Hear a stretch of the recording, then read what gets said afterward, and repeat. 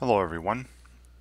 The title of this video is Using the One-to-One Property of Logarithms to Solve Logarithmic Equations.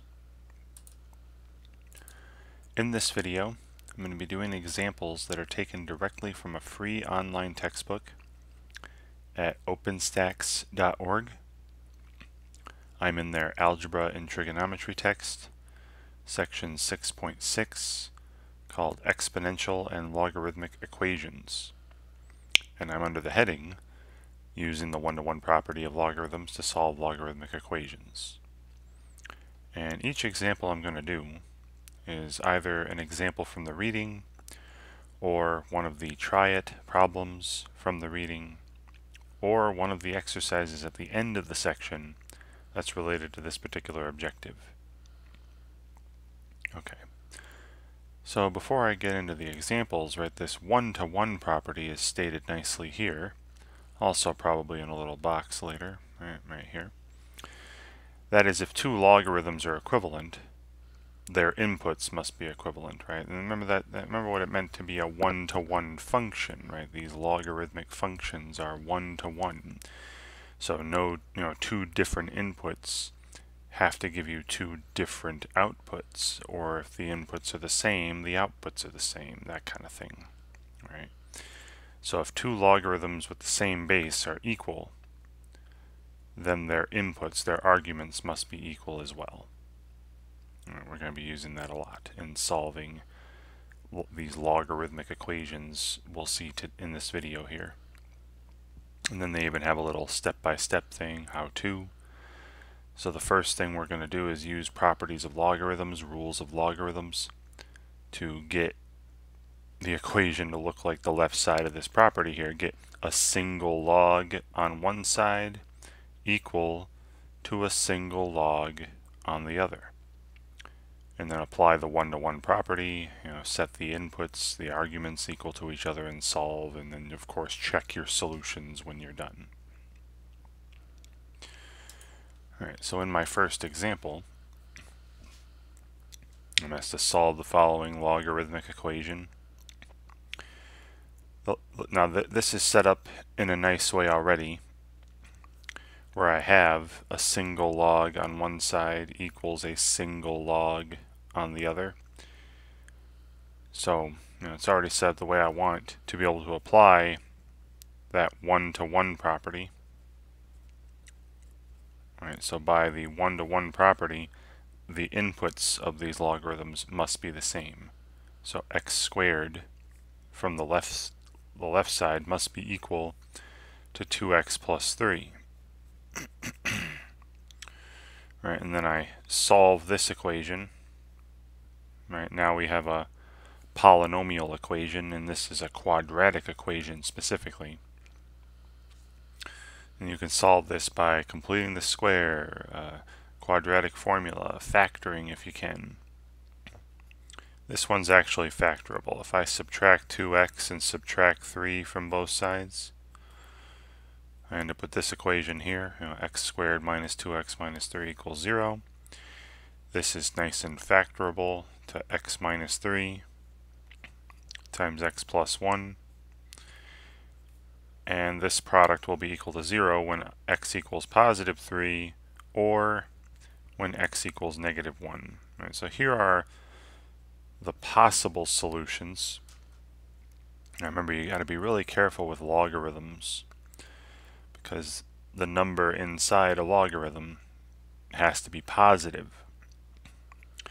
So we're going to definitely check these back in the original equation and make sure that when I plug them in and simplify, the number inside the logarithm is a positive number.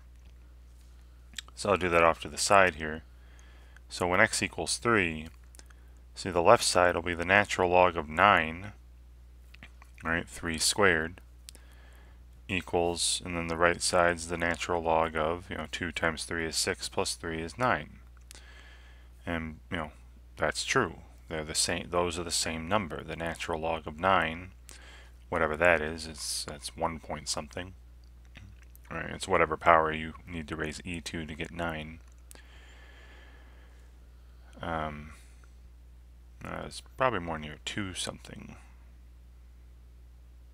Yeah, probably 2 point something. Anyway, they're the same number. All right, and there's a positive number inside the logarithm, so we're good.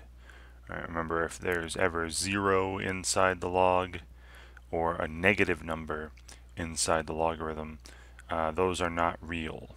All right, those are not real numbers, and we're not going to consider those.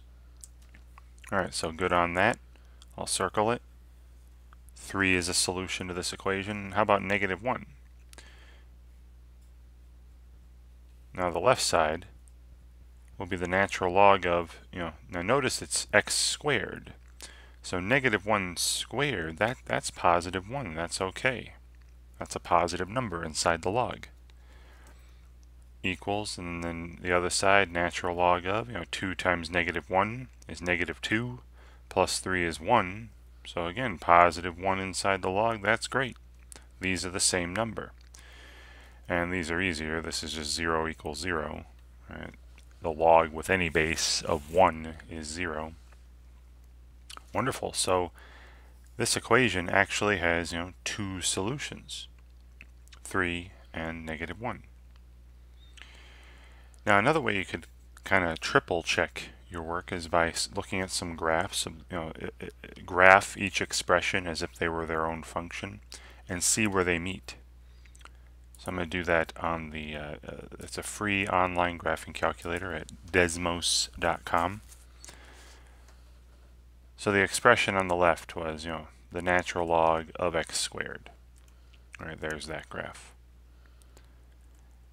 And the expression on the right, I'll graph as a function y equals, and it was the natural log of 2x plus 3. And you see the blue graph and the red graph, they meet at 2 places. This point here, see when x is -1, and we get, remember we got 0 equals 0. That's what this output, the y value, is telling you, what the value of both sides is going to be. But when x equals -1, they meet. So -1 is a solution, and here they cross. Yeah, it's 2 point something, the natural log of 9. But when x equals 3, they also meet.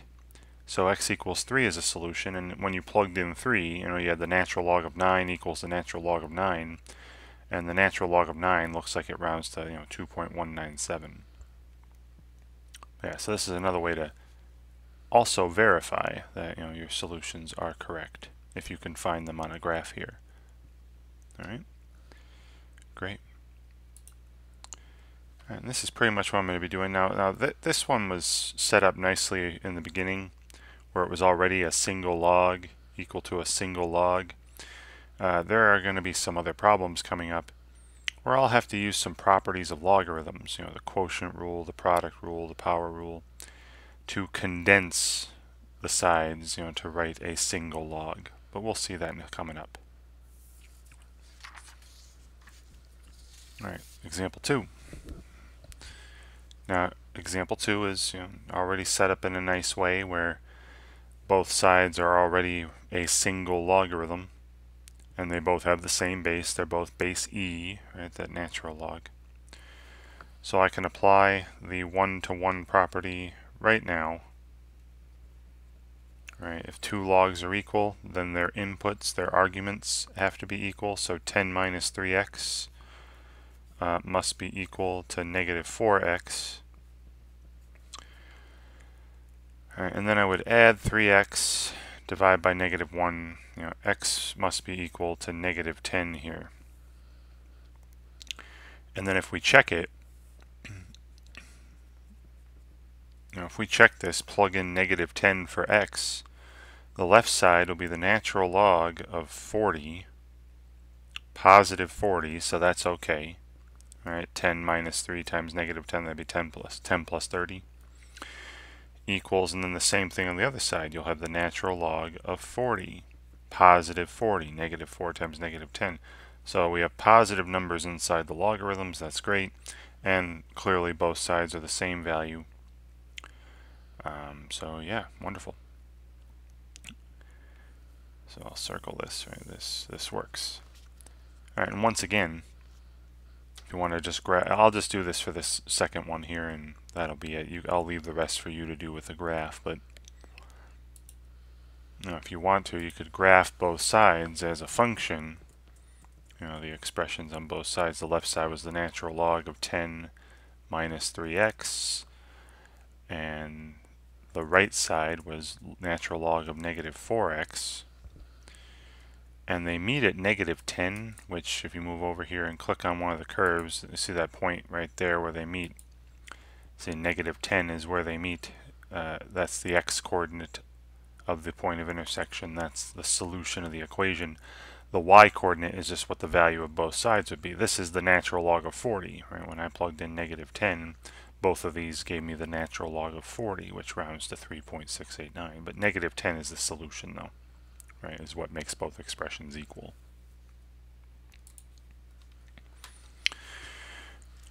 Okay. Now in example 3, it doesn't start off the way that I wanted. Right, examples 1 and 2, I had a single log equal to a single logarithm, and then I could apply the one-to-one property. But you see here, the right side is a single log, and it's log base 10 of 74. The left side is not a single logarithm. So I'm going to be condensing. You may recall from previous section 6.5 of this text on properties of logarithms, talking about condensing an expression with logarithms, to write as a single logarithm. So the first thing I'm noticing, the only thing I'm noticing, is that this is a difference of logs.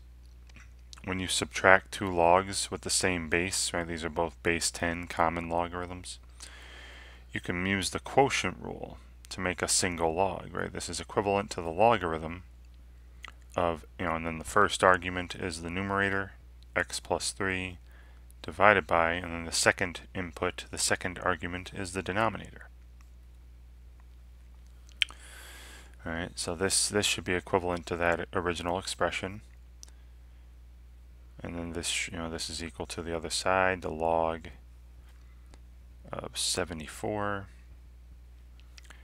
And now I have what I want to be able to use to be able to apply the one-to-one property. A single logarithm equal to a single logarithm. Alright, so then by that one-to-one property, their inputs must be equal. X plus 3 divided by x must be equal to 74. So I would then multiply both sides by x to get x plus 3 equals 74x. And I'll just take this over here. Sorry about the lack of space. Then I would subtract x, right, to get 73x, and then divide by 73. Right? So x would be equal to 3/73. Right? 3/73. Which is a pretty tiny number. Right? And then of course, check this, right? Don't forget to check your solution. I just want to make sure that we're not going to have negative numbers or 0 inside a logarithm, right? We must have a positive number in a log. So 3/73, 3/73 plus 3 is positive, so I'll have a positive number inside that log. And 3/73 is positive, so I'll have a positive number inside that log. So I feel like it's going to be good. Now you could also plug it in and work out by hand. Another way you could do it, I don't know if the graph is going to show it all that well because 3/73 isn't a really nice number. But if I were to graph both sides here, again, we had the log of x plus 3 and then minus the log of x. Right, and then the other side was just the log of 74, which will be a horizontal line. And yeah, you see where they meet. Now, you see how the x value is 0? It's not really 0. I mean, if you zoom in close enough, you can see, I must have clicked on that point. Here's the point where they meet. 0.0411. Alright, that should be 3/73. Let me show you 3/73. Say 0.0411 if I rounded to 4 decimal places. Pardon me. But that's the point where they meet, and the x value you're getting, 3/73, is indeed a solution. Also, another thing I've done in previous videos, if you want to call 3/73, call your solution a letter like A or something. So A equals 3/73. Then just plug that into each expression. The log on the left side we have the log of A plus 3 minus the log of A, and on the right side we have the log of 74, which I already have up here. Log of 74 is 1.869 blah blah blah, and when I plug 3/73 into the expression on the left, I get the same exact number.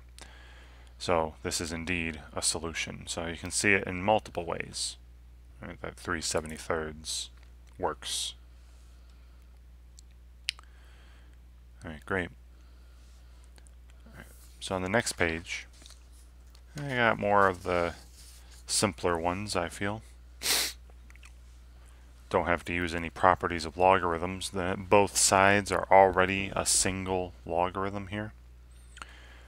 So in example 4, I got the log base 4 of 6 minus m equals the log base 4 of 3m. Already have it the way I want to be able to use the one-to-one property. So this is only going to be true if 6 minus m equals 3m. Then I would add m to both sides to get 4m, then divide by 4. So m equals 6/4, but that reduces to 3/2, right? 1.5. And then don't forget to check it. If I plug 3/2 in, 6 minus 1.5 is 4.5. So I have the log base 4 of 4.5, and that's a positive number inside the log, so you're okay. And then 3 times 3/2 would be 4.5, 4.5 as well. So both sides are the same. This is a good solution. And I'll leave it to you to check if you want.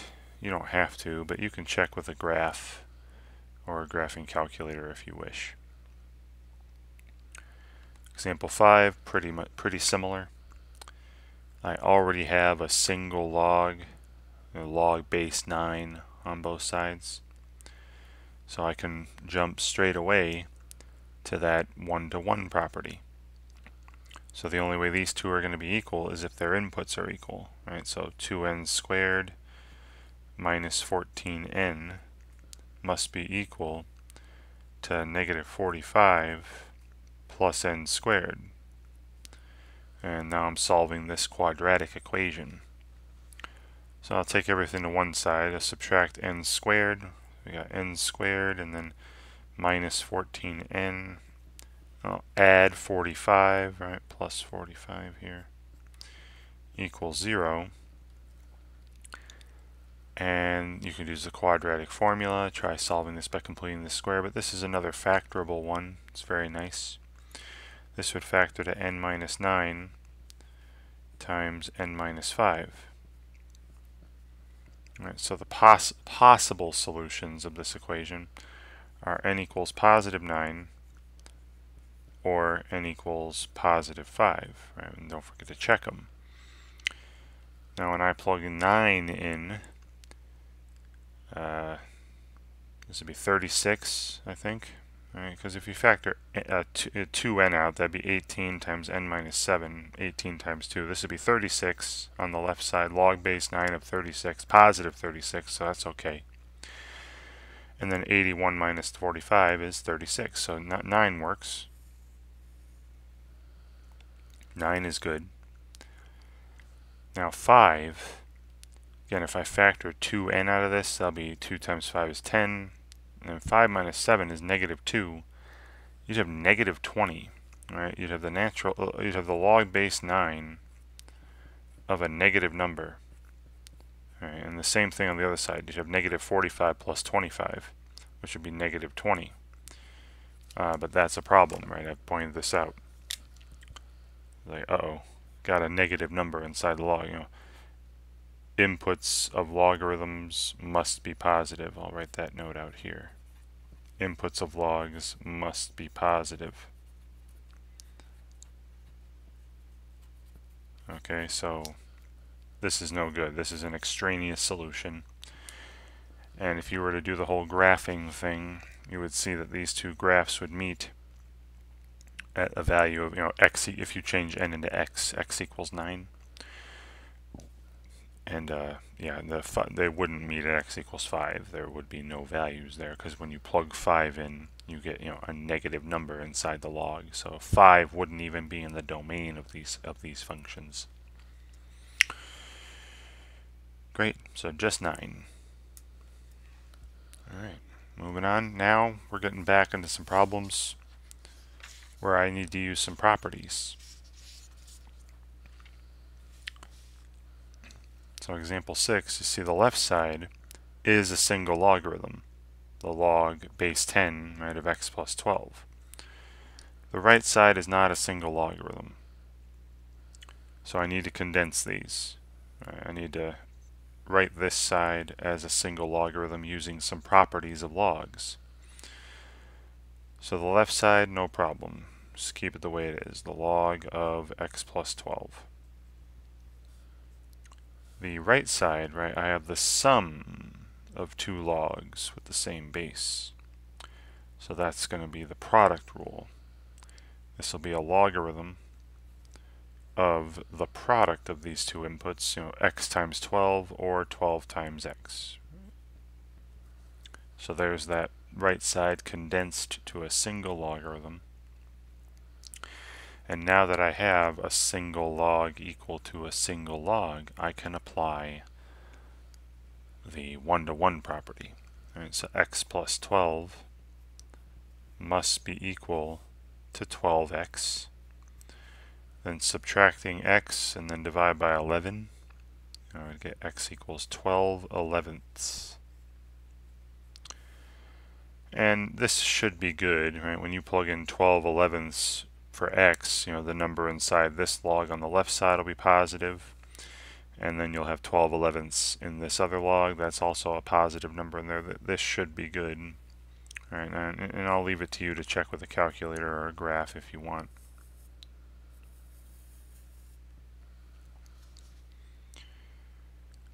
Okay, example 7, very similar. The right side is already a single log. This is the log base 8 of 58. Right, so I'm going to keep it that way. It's the left side that I need to do something with. I need to condense, using properties of logarithms to a single log. Once again, I'm seeing a difference of logs, like an earlier problem from this video. So I'm going to be using the quotient rule here. This will be the log base 8 of, and then the ratio or quotient of these two inputs, x plus 6 divided by x. And now I have what I want. Right, now I have single log on the right, single log on the left. So I can equate their inputs using that one-to-one property. So x plus 6 divided by x must be equal to 58. So that means that x plus 6 must be equal to 58x. If you multiply by x, then subtract x, that'll give me 57x. And then I would divide by 6. So x equals, divide by 57. So 6 57ths, but that reduces actually. Should have seen that, but 6 is 3 times 2. And 57 is 3 times 19, so this reduces to 2/19, right? You can cancel out the common factor of 3. And don't forget to check it. But it's not, again, I plug in 2/19 for x. 6 plus 2/19 would be positive. 2/19 is positive, right? As long as the numbers inside your logarithms end up being positive and you feel like you did everything correctly, you should be good. Alright, so 2/19 should be good, and I'll leave it to you to check with a calculator or a graph or something. Alright, then I just got one more page with more of the same, really. Very similar problems. So example 8, another case where I have a difference of 2 logs on one side. So I'm going to make this the log base 3 of 3x divided by 6, which is just 1/2 x. Alright, 3 divided by 6 is a half, so it's half times x equals, the log base 3 of 77 on the other side. And now I have a single log equal to a single log. I can apply that 1-to-1 property. So the 1/2 x on the left should be equal to 77 on the right. Then I would just simply multiply by 2. So x equals 154. And then of course check your solution. And if I were to plug in 154, 3 times 154 is positive. So as long as you get positive numbers after simplifying inside your logarithms, you should be good. And again, I'll leave the calculator checking or graph checking to you.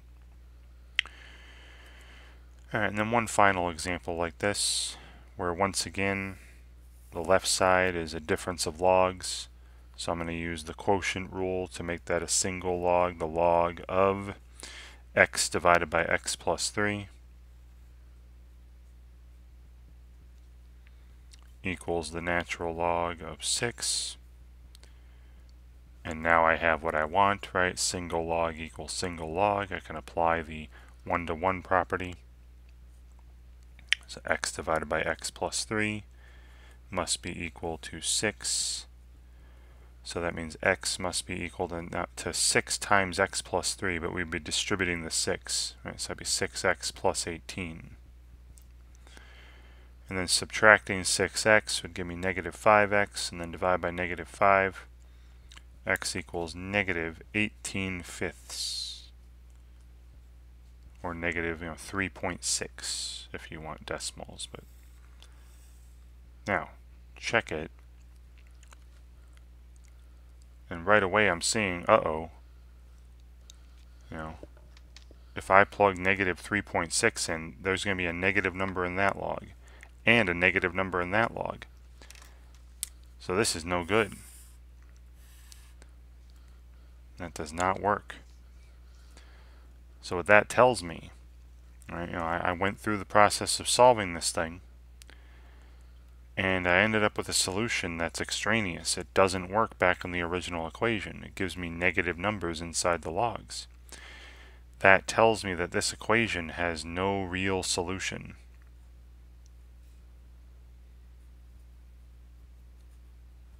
Or you could just say no solution. Right. And I guess I'll do the graphing here just to show you. Right.